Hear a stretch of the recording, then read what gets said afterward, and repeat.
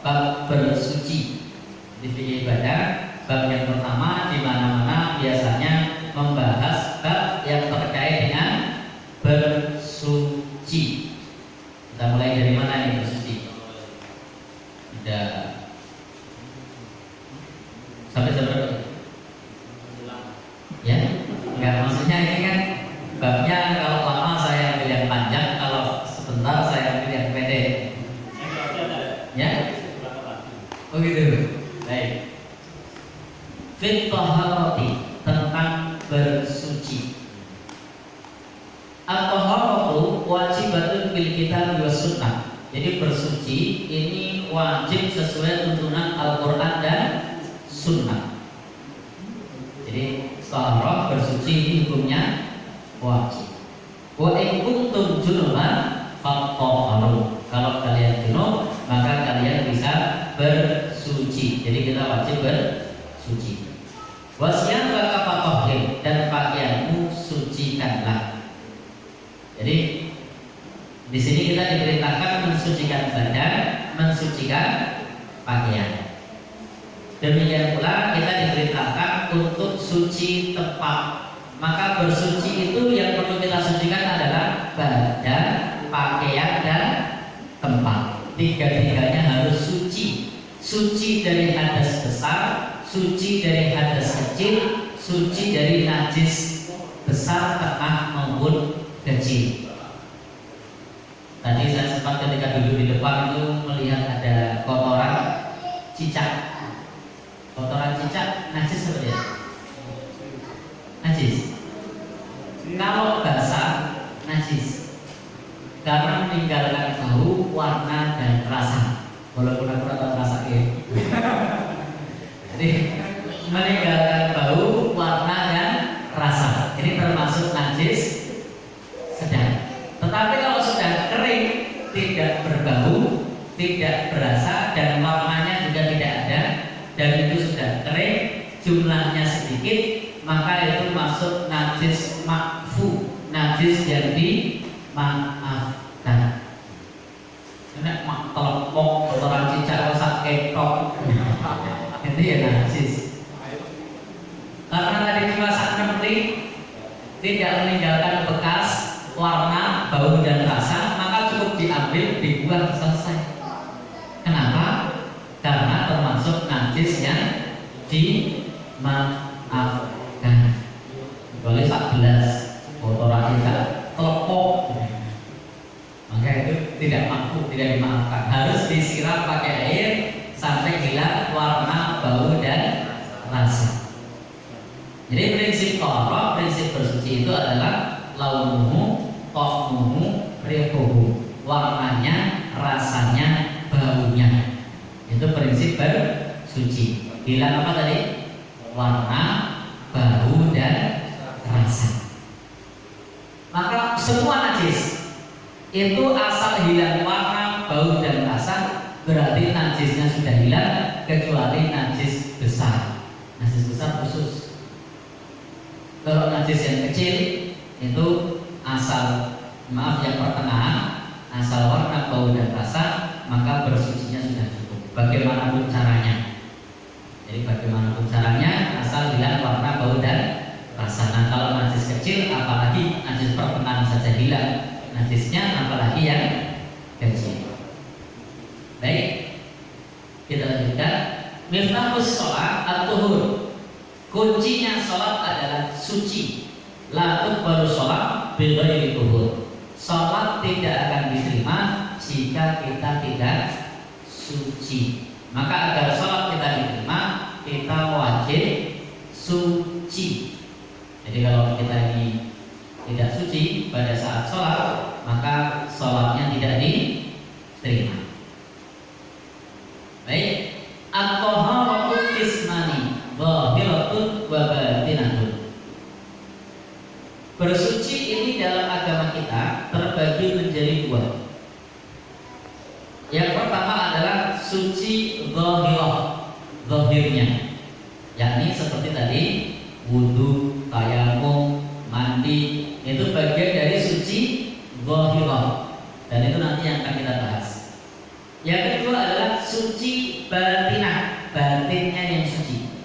Untuk batin yang suci ini adalah misalnya tathhirun nafsi min atharil dhambi wal maksiati, mensucikan jiwa dari pengaruh-pengaruh dosa dan maksiat.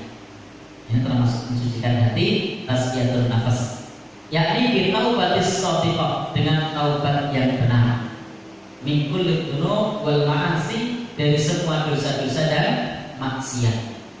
Wa tathhirul qalbi min adari syirki, dan membersihkan hati dari noda-noda syirik, noda-noda keraguan, hasad, kedengkian, penipuan, kesombongan, ujub, riya, sum'ah.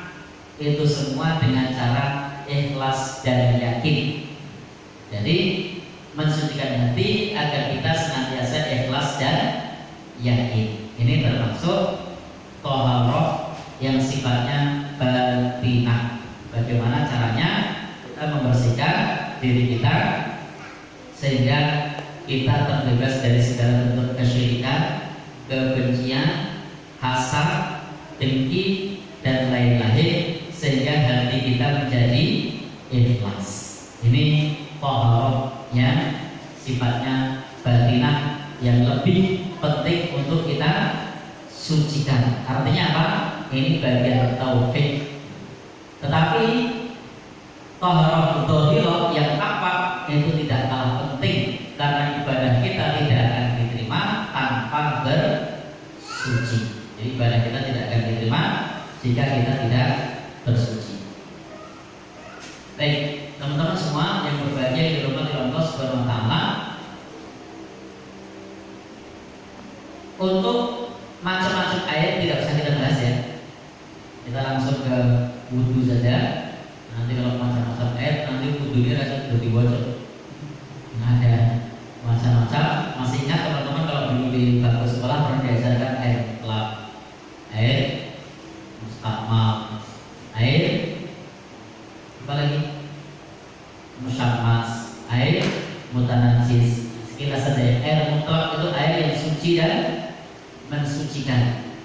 Sementara kalau air mustakmal itu air yang suci tapi tidak mensucikan. Kemudian kalau air musyammas itu air yang makruh, air yang dalam bejana yang terpapar oleh sinar matahari.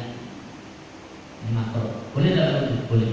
Yang keempat adalah air mutanajis, itu air yang tercemar oleh najis. Itu tidak bisa digunakan untuk berwudu kecuali yang jumlahnya mencapai lebih dari kullatain, lebih dari 2 kullah. Lebih dari 2 kullah, maka itu bisa untuk wudu. 1 kullahnya berapa? Pergi apa sih ini? Ada yang tahu? Kullahnya seberapa ukurannya? Ya, 1 kullah itu 60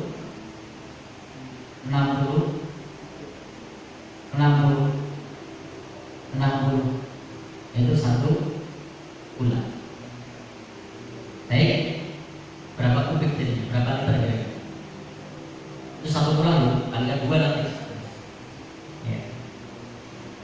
Berapa jadi? Berapa kubik? Yang ahli bangunan? Ya. Tapi kembali, jadi kalau mau betul-betul pas ya, kulahnya ditinggikan dikit. Kan biasanya kalau tidak mungkin kan diisi peres, pasti diisi di bawah bibir atas. Maka kalau mau betul-betul pas ya, ditinggikan sedikit kulah.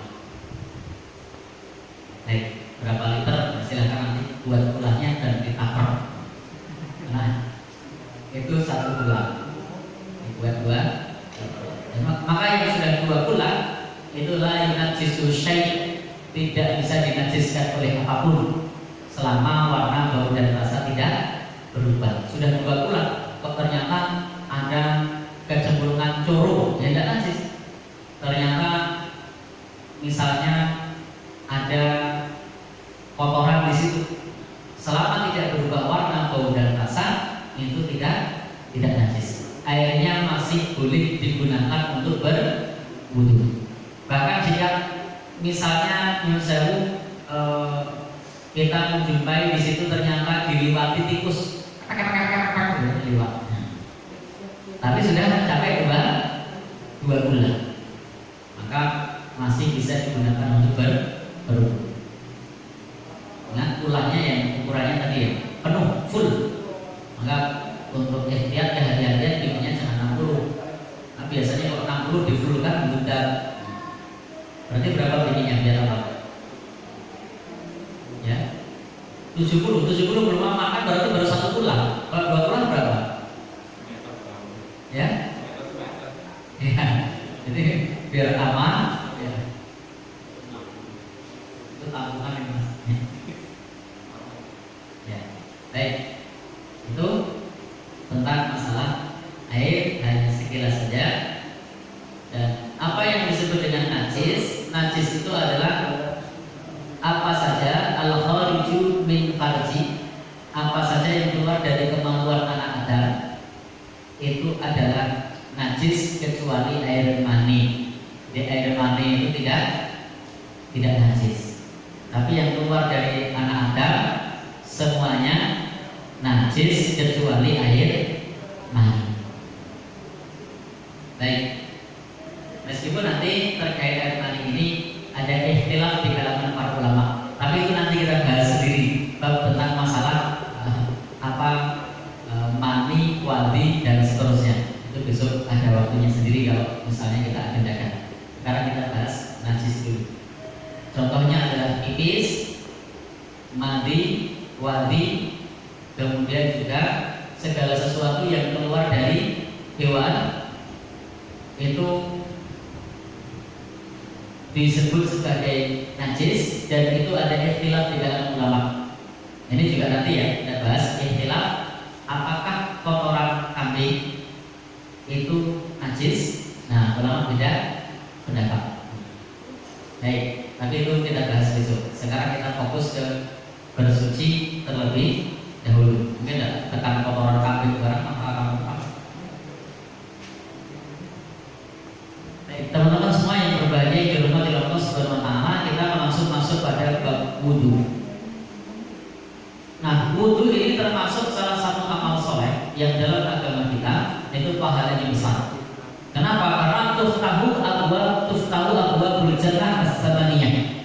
Orang yang menjalankan wudu itu pahalanya akan dibukakan 8 pintu surga. Dan tidak ada amalan yang dapat membukakan pintu surga 8 kecuali wudu.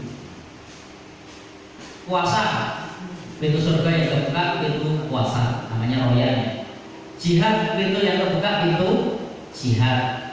Apalagi misalnya sedekah, pintu yang terbuka pintu sedekah. Tapi kalau wudu, maka pintu yang terbuka adalah 8 pintu surga. Tadkhulul jannata fi ayyi syaa.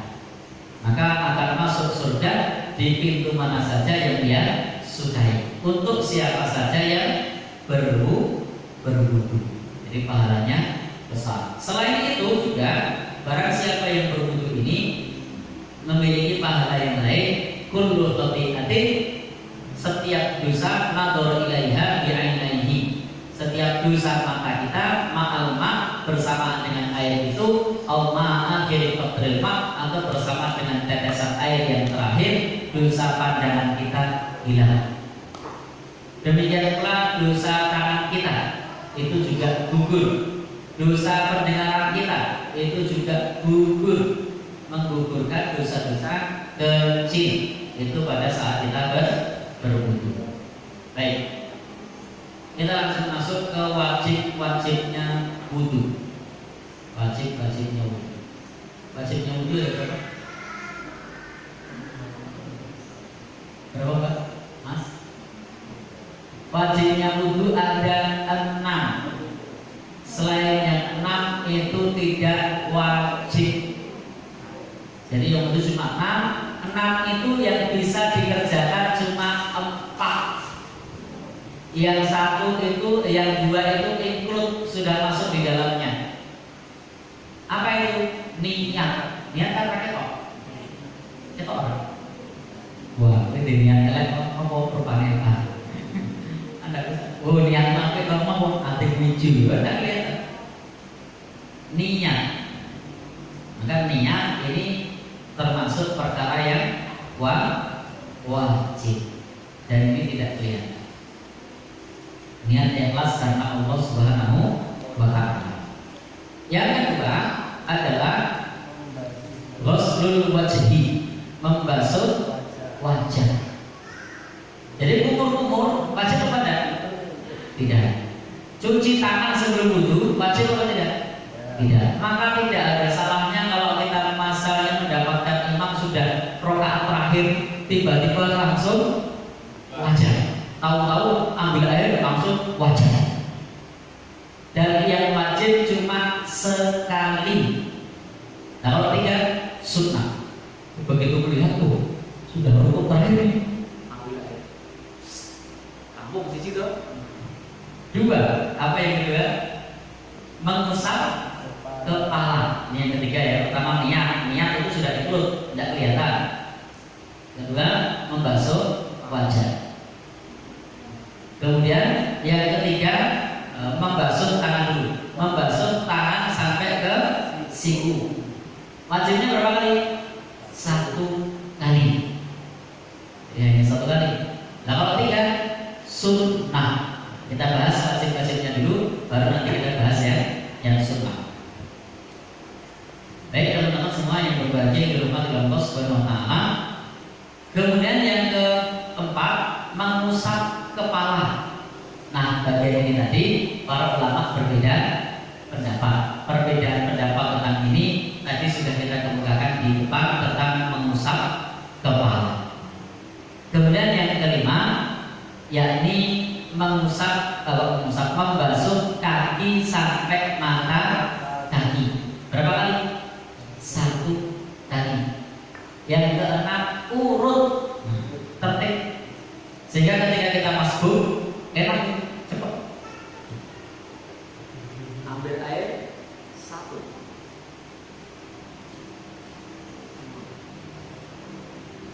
Kaki, oh rambut nyusul kamu. Dan dapat. Tidak ketinggalan jamaah. Kalau mau seperti itu boleh. Tapi kalau ternyata mau menjalankan sunnahnya dari awal tidak apa. Bismillah. Terus 3 kali. Terus apa lagi? Kumur-kumur 3 kali. Istinsyaq 3 kali. Tahu-tahu dengan Assalamualaikum warahmatullahi. Assalamualaikum warahmatullahi. Jadi dalam suasana seperti itu Anda bisa memilih mengikuti sunnah jamaahnya atau sunnah wudunya. Kecuali Anda menggunakan pendapat mazhab Hambali bahwasanya sholat jamaah hukumnya wajib, maka utamakan mengikuti sholat jamaah. Kalau Anda mengikuti mazhab Syafi'i, sholat jamaah hukumnya sunnah mu'akkadah. Di sini mazhabnya apa? Campur-campur. Baik. Aku bingung nih. Aku ngomong apa ini? Campur-campur ya. Berarti itu campur-campur apa ya? Saya kepenat di Indonesia. Jadi kalau dalam pandangan mazhab Hambali, sholat jamaah bagi kaum laki-laki hukumnya fardhu ain. Maka yang pakai mazhab Hambali rata-rata mesinnya rami. Kalau dalam mazhab Syafi'i hukumnya apa? Sunnah mu'akkadah. Maka kalau di tempat kita biasanya mesinnya sepi. Karena ahmeng sunnah. Tapi beda kalau wajib dan jamaah tusuk. Jadi mesinnya jadi baik, kita lanjutkan. Ini tadi adalah fardu atau perkara yang wajib kita kerjakan pada saat kita berwudu. Ternyata wajibnya tidak banyak. Wajibnya cuma berapa? 4. Cuma 4 karena yang 2 otomatis. Jadi yang 2 otomatis. Niat otomatis tidak. Mungkin tidak ada wudu tanpa niat. Aku wudu di mana? Lanjut lagi. Imam Ibnu Qayyim al-Jauziyah tidak ada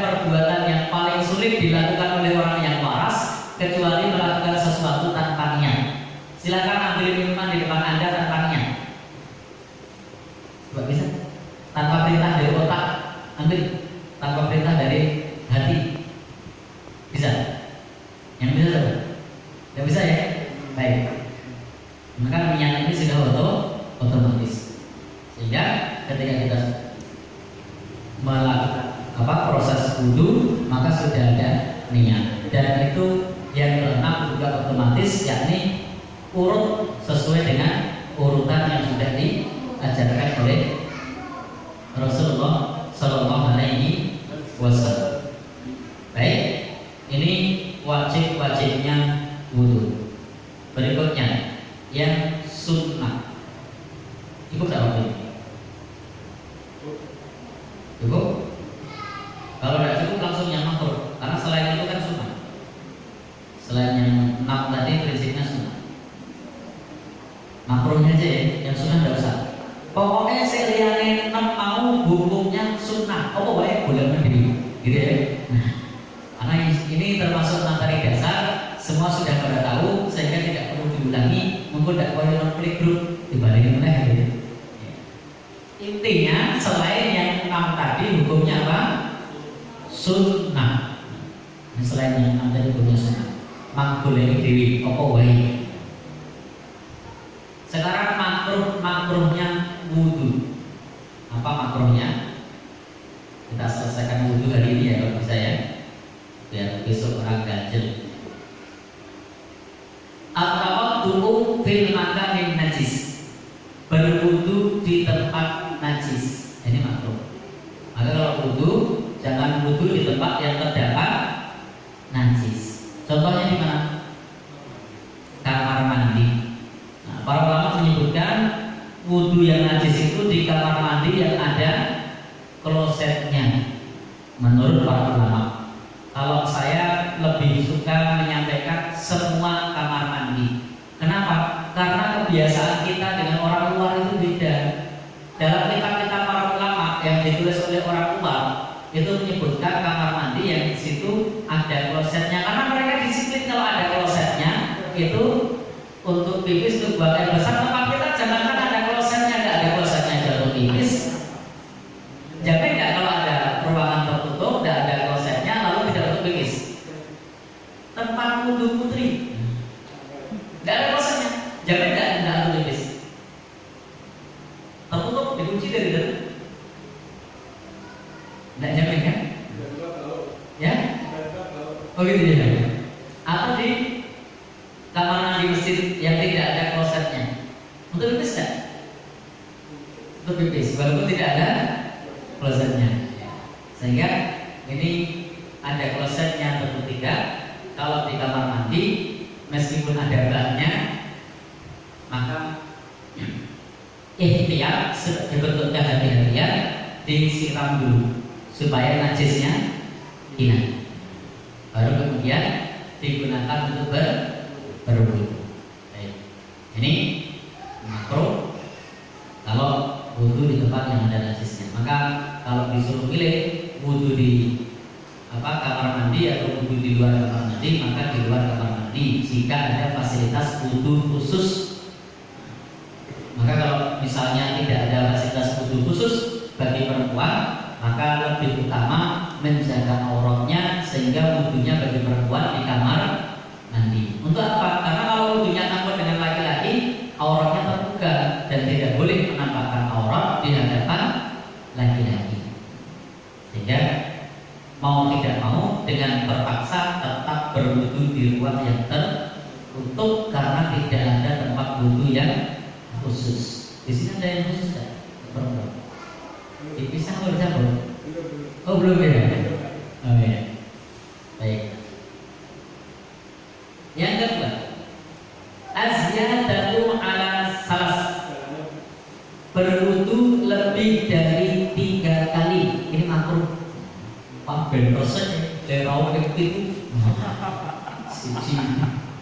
Loro suku-suku telu suku-suku mandar pikir. Maka lebih dari 3 kali ini termasuk makruh. Tawaddu'an salasan berwudu 3 kali. Man zada, barang siapa yang menambah lebih dari 3, faqad asapa, maka buruk wadzalama dan zalim. Jadi lebih dari 3 kali itu buruk dan zalim. Jadi orang wah kurang mantap ya. Aku ini gak mantap, lewudu peng itu. Saya pernah punya pasien rukyah itu, dia kena was-was. Itu kalau wudhu bisa 1 tor water tor habis. Ya, begitu wudhu, waduh kayaknya batal nih, diulangi lagi, wudhu lagi, belum bersih, diulangi lagi, sampai habis.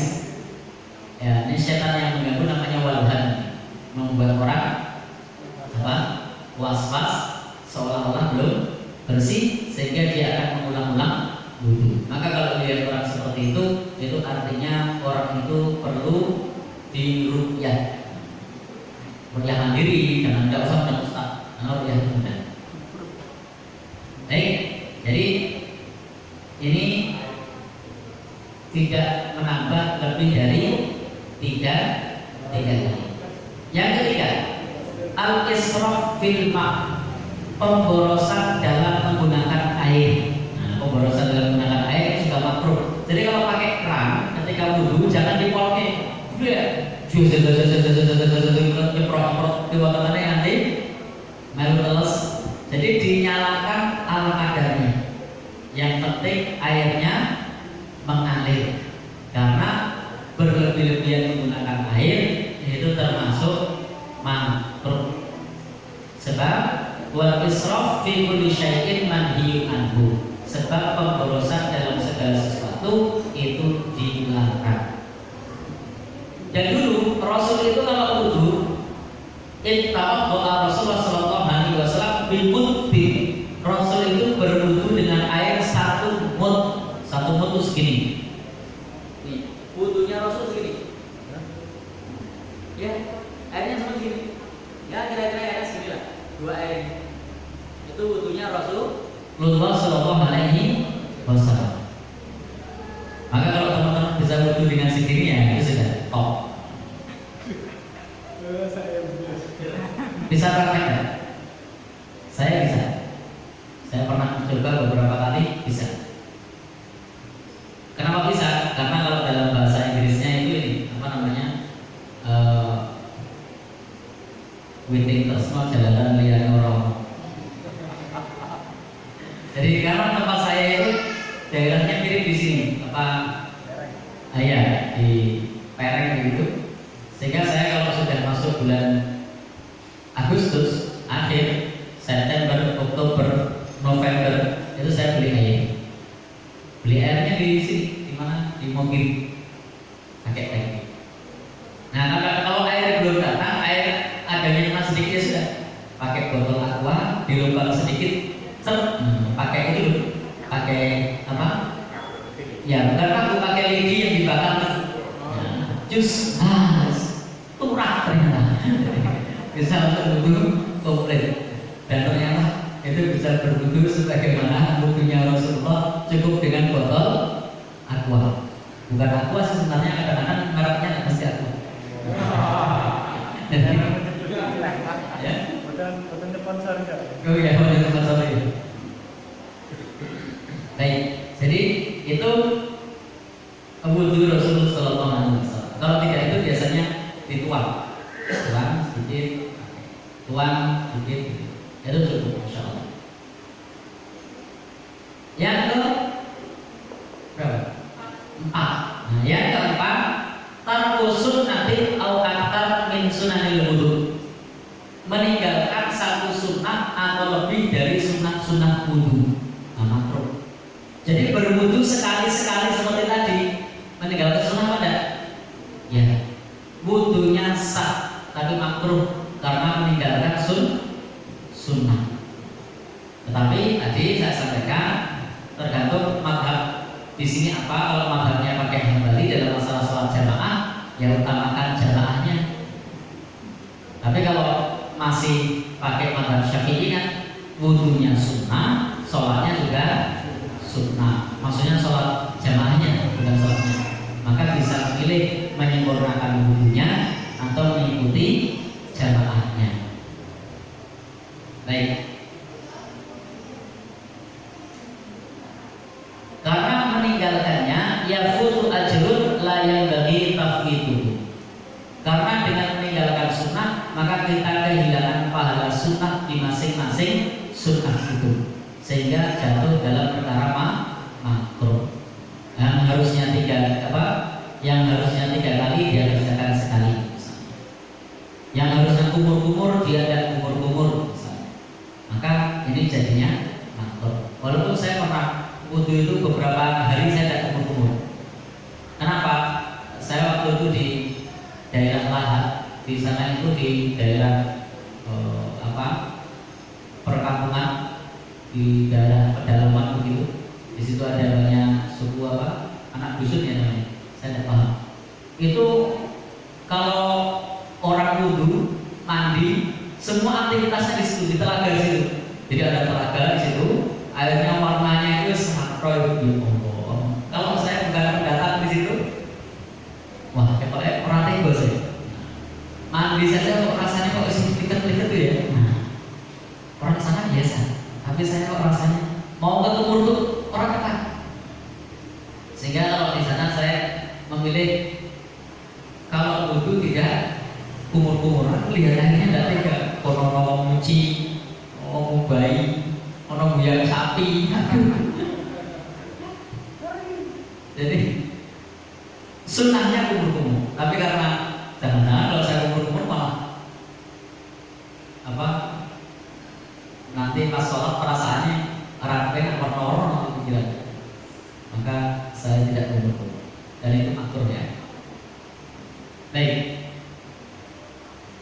ini adalah perkara-perkara yang makruh jika kita kerjakan pada saat wudu. Baik, di sini masih ada pembahasan terkait mengenai masalah wudu, yakni pembatal-pembatal wudu. Dibaca tidak? Mau dibaca tidak apa-apa? Oke. Saya khawatirnya nanti protes besar. Baik, saya baca ya. Pembatal wudu. Yang pertama adalah al-khariju minas sabilaini. Ketika ada yang keluar dari dua jalan, jalan depan dan jalan belakang. Apapun yang keluar dari jalan depan ataupun jalan belakang, baik padat, cair, gas, jika keluar itu batal. Berbau atau tidak berbau, kalau keluar batal. Berwarna atau tidak berwarna, kalau keluar batal. Intinya yang keluar dari dua jalan, jalan depan maupun jalan belakang. Baik, hadisnya tidak usah dibaca ya, tanpa sebab. Yang berikutnya al mustaqil, tidur nyenyak. Tidur nyenyak itu membatalkan wudu kecuali tidurnya dalam keadaan duduk dan tidak mengangkat pantat. Tidurnya seperti ini, tidak batal. Tapi kalau tidurnya begini, itu batal. Karena ada yang tidur. Kalau gitu batal. Jadi tidak boleh ngangkat. Biasanya kalau bapak-bapak ngangkat. Ya, karena saya biasanya jadi khotib itu kelihatan sing turu urus orang kok. Jadi banyak yang tidur. Tapi biasanya kalau saya khotbah sedikit yang tidur. Karena saya khotbahnya itu, jadi cara Rasul khotbah, cara Rasul beritahu sih itu ada dua cara. Yang pertama adalah istad dalam ghadab, seperti seorang yang sangat marah. Yang kedua, seperti mau membuat seperti nasihat perpisahan. Nah, saya memilih yang seperti marah, sehingga jarang kalau saya khutbah ada orang yang tidur. Karena saya ketika menyampaikan khutbah seperti sangat marah. Misalnya ketika kita hendak menyampaikan tentang masalah jihad di Palestina yang mereka didolimi oleh orang-orang Israel, misalnya, oleh orang-orang Yahudi. Nah, kita dengan nada yang keras sehingga susah orang untuk tidur. Masyarul muslimin. Kaget apa? Kayak gitu saya mau khutbah. Jadi tidak ada yang ngantuk. Saya khutbah pertama dulu awal-awal itu banyak ibu-ibu yang nengok. Mengapa? Mereka mencapik-capik kulit saudara-saudara kita. Di mana kita saat ini dalam keadaan enak-enakan, sementara saudara-saudara kita dianiaya, dizalimi, kita masih bisa tidur nyenyak. Wah, itu tidak ada yang tidur. Benar. Saya kalau begitu.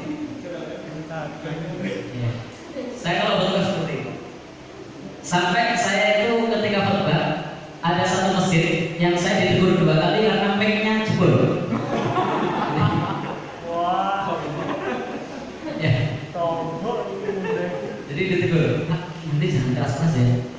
Siap. Ya udah, saya ngomongnya agak keras dan mic-nya saya kakakkan. Ya, ada keras. Masyaallah muslimin. Ya, baik.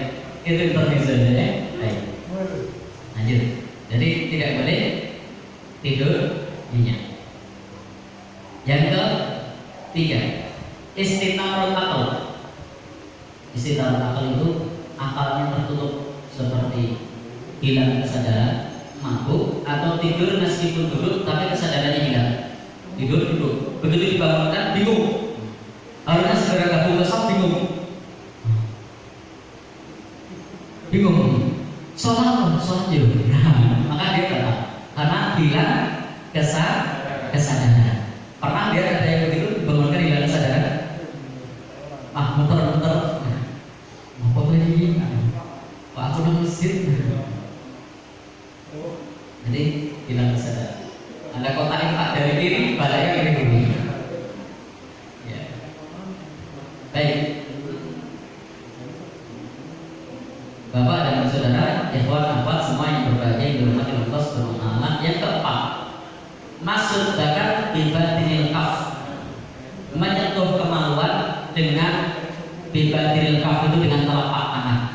Ini dalam madzhab Syafi'i hanya telapak tangan. Kalau punggung tangan tidak batal. Jadi kalau menyentuh kemaluan dengan telapak tangan. Jadi kalau punggung tangan tidak, kalau gatal darahnya pakai kaki. Kenapa? Karena kalau pakai depan batal. Kenapa begitu? Saya tidak tahu. Kenapa dalam madzhab Syafi'i begitu? Padahal dalam hadis Nabi dikatakan, man massa dzakarahu fala yusall hatta yatawadda. Barang siapa menyentuh kemaluannya, maka tidak boleh sholat sampai dia wudu lagi. Maka kalau yang punya baby lalu ngantarkan babynya tipis lalu nyeboki, maka wudunya batal. Jadi menyentuh kemaluan itu kemaluannya sendiri maupun orang lain sama batal. Jadi tidak hanya kemaluannya sendiri, nyentuh orang lain itu maksudnya anaknya, jangan pikirannya aneh, atau ponakannya. Intinya selama kita menyentuh kemaluan, wudunya batal. Kecuali menyentuhnya pakai hail itu pakai sarung tangan, itu baru batal. Maka kalau ada yang bertanya bagaimana hukumnya kalau kita mandi wajib, apakah perlu wudu lagi? Jawabannya kalau tadi tidak nyentuh kemaluan karena tadi sudah wudu ya tidak batal. Kalau yang tadi nyentuh kemaluan berarti wudunya sudah batal. Baik, kita lanjutkan. Yang kelima, riddah murtad. Apa yang dimaksud dengan murtad? Yang dimaksud dengan murtad itu adalah mengucapkan kalimat kekufuran. Contoh dalam Al-Quran yang itu hukumnya sama dengan kekufuran, ya. Baik, beda ya. Jadi yang termasuk di dalam kekufuran adalah menghina Allah, ayat atau Rasul. Itu Al-Quran mengatakan qad kafartum ba'da imanikum. Jadi kalau kemudian kita setelah kita wudu tadi kemudian kita bersandar mengatakan misalnya nong rokok penerang awal artis Ayu Wahyu misalnya. Nah, wudunya batal. Kenapa? Karena menghina Allah, ayat, Rasul, termasuk surga, neraka, pahala.